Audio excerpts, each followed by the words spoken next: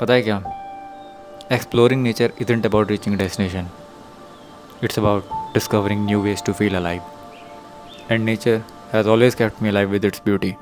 अब this was my first time जब मैं कोई ऐसा ट्रैक करने वाला था जिसकी डिस्टेंस सिर्फ 1 किलोमीटर होने वाली थी बस। And the best feeling is when जब आपके सफ़र की शुरुआत एक बाइक राइड से हो, which makes things more dramatic, और हर कदम के बाद डेस्टिनेशन और भी खूबसूरत होती जाती है।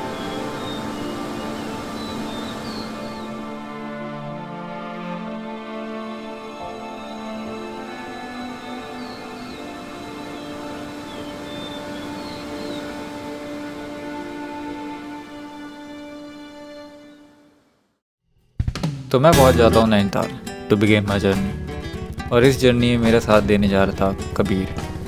अब कबीर के लिए नैनीताल रहने की वजह से the place was very known to him, और इस ट्रैक के लिए कबीर से बढ़िया पार्टनर और कोई नहीं हो सकता था। और मानसून होने की वजह से Nainital was at its peak monsoon beauty. तो इस मानसून को एंजॉय करते हुए हम बाइक से पहुंच जाते हैं Mukteshwar, which was around 48 kilometres.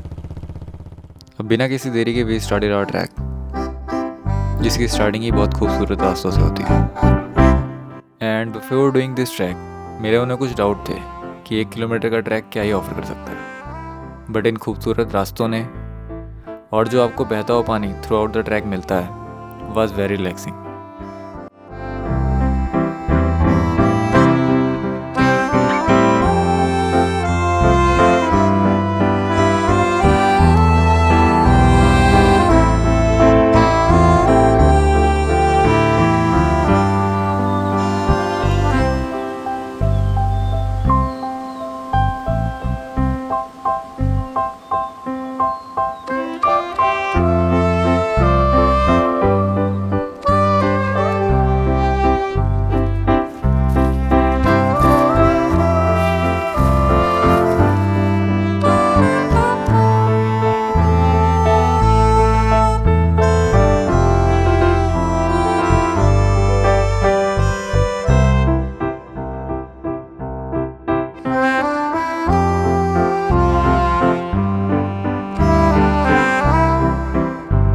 और कुछ दूर ट्रैक करते ही एक कैंप साइट आ जाती है जिसका नाम भालूगढ़ कैंप होता है, और यहाँ स्टे के बहुत सारे ऑप्शंस अवेलेबल थे।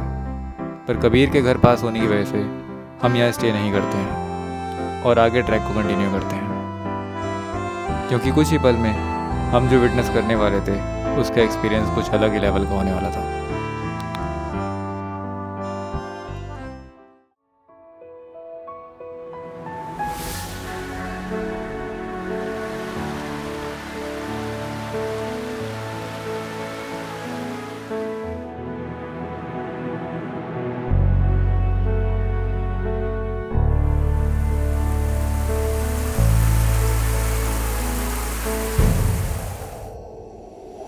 वो कहते हैं ना, some places are not meant to be captured, they are meant to be felt, and this was one of them.